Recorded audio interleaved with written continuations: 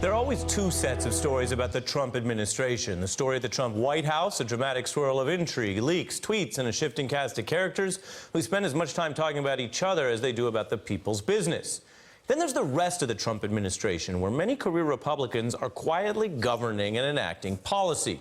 That White House story is dramatic, but the story at the agencies often has more impact on Americans' lives. And that is where a drastic policy change is underway. And there were no big tweets about this. No one called the New Yorker magazine to swear about it. Instead, Trump's political appointees are recruiting staff to potentially sue universities over affirmative action to benefit white or Asian applicants instead of minorities. The DOJ says it will neither confirm or deny any ongoing investigation on this issue.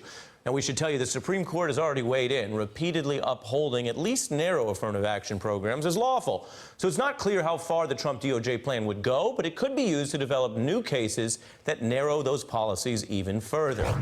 Let's get right to it with Vanita Gupta, former head of the Civil Rights Division at the Justice Department, and Ilya Shapiro, a senior fellow in constitutional studies at the Libertarian Cato Institute. Vanita, when you look at this report, what does it say to you about the Trump administration's approach to affirmative action and diversity programs?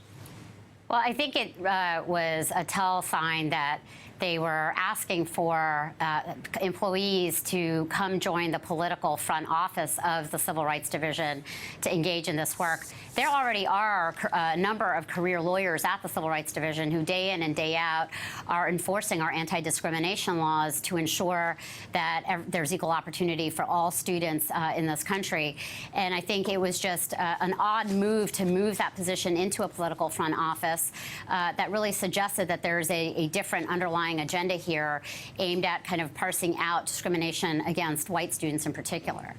Ilya, the Supreme Court has decided this multiple times. Is this really a good place for conservative energy?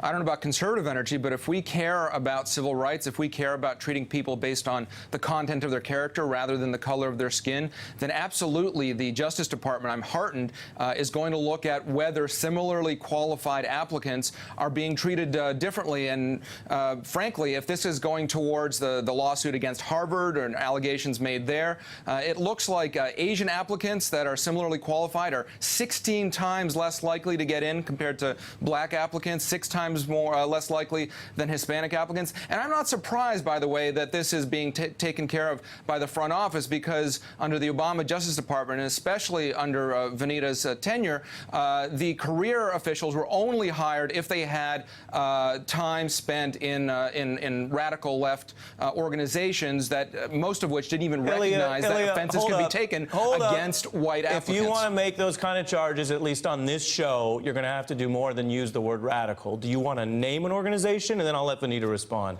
Well, all of the so-called traditional civil rights organizations that are the only kind of diversity they're interested in is different colored liberals. I'm not hearing an answer to my question.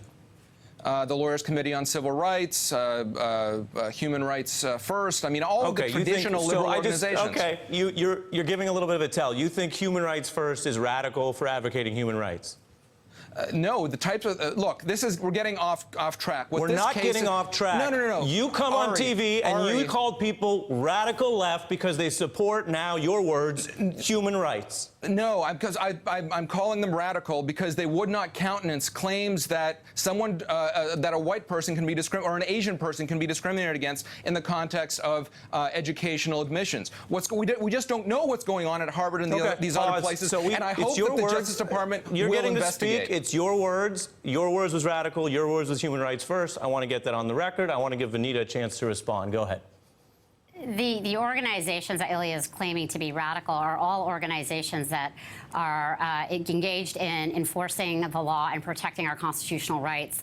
If that is radical, then I'm afraid that we're in a different part of zone in this country that I don't want to be a part of. These are organizations that are about preserving the rule of law and ensuring that the federal civil rights that Congress has enacted for the Justice Department to enforce over many decades are enforced thoroughly and appropriately.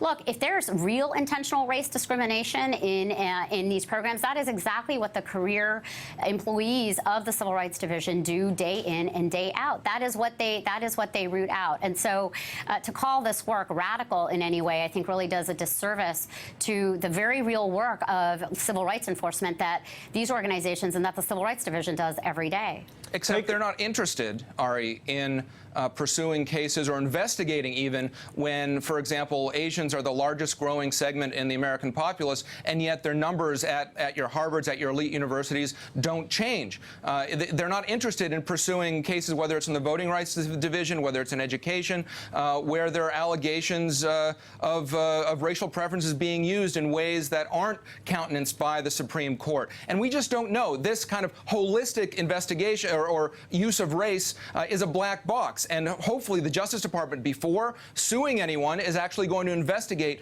and get the statistics and get the data from these universities. So two things. Wait, just two things. Vanita, I want you to speak to that point because Ilya is arguing essentially that these programs, even when well-intentioned, can basically become a sort of a quota or act as he's saying, a kind of discriminatory cap on certain student bodies. In this case, he's proposing Asian students. That's number one. I'd like you to respond to, though, for both of you.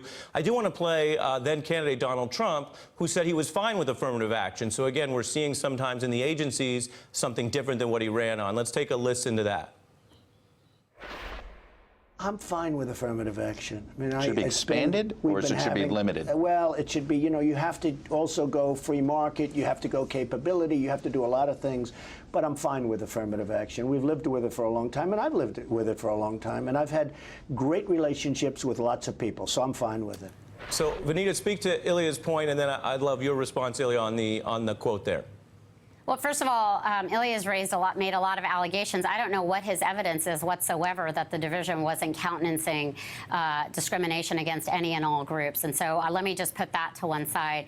But the reality is that these universities have been struggling with the reality of needing to engage and produce diverse student bodies that are going to be able to perform in the global economy. And that is something that they take very seriously. This isn't about quotas. The University of Texas case that went up to the Supreme Court and where the decision came down in June of 2016, so a very recently considered case, was about whether the University of Texas could consider race as one of many factors in creating a diverse student body. Is among factors of whether the person has an athletic ability, whether they're a violinist, whether they are a legacy student, for instance. So this is a very complicated mix for admissions officers who aren't just looking at race at all. That would be unconstitutional. They are looking at a number of different factors about what brings a student into diversity. If we just acted on pure numbers, that would be an easy thing to say, well, this person didn't get in because they didn't make the test. And because we're running over time, Ilya, your view of if Donald Trump was going to do this, shouldn't he have said so when he was running? Look, I'm against racial preferences. I'm not against affirmative action. And by the way, the Office of Professional Responsibility at the Justice Department is the agency that found that discrimination claims against whites and others, non-politically correct minorities, weren't countenanced. Vanita Gupta and Ilya Shapiro, this important issue, it may be back in the headlines if these cases continue, and we'll have you both back on if you'll join us. Appreciate your time. Hey there, I'm Chris Hayes from MSNBC. Thanks for watching MSNBC on YouTube. If you want to keep up to date with the videos we're putting out, you can click subscribe just below me or click over on this list to see lots of other great videos.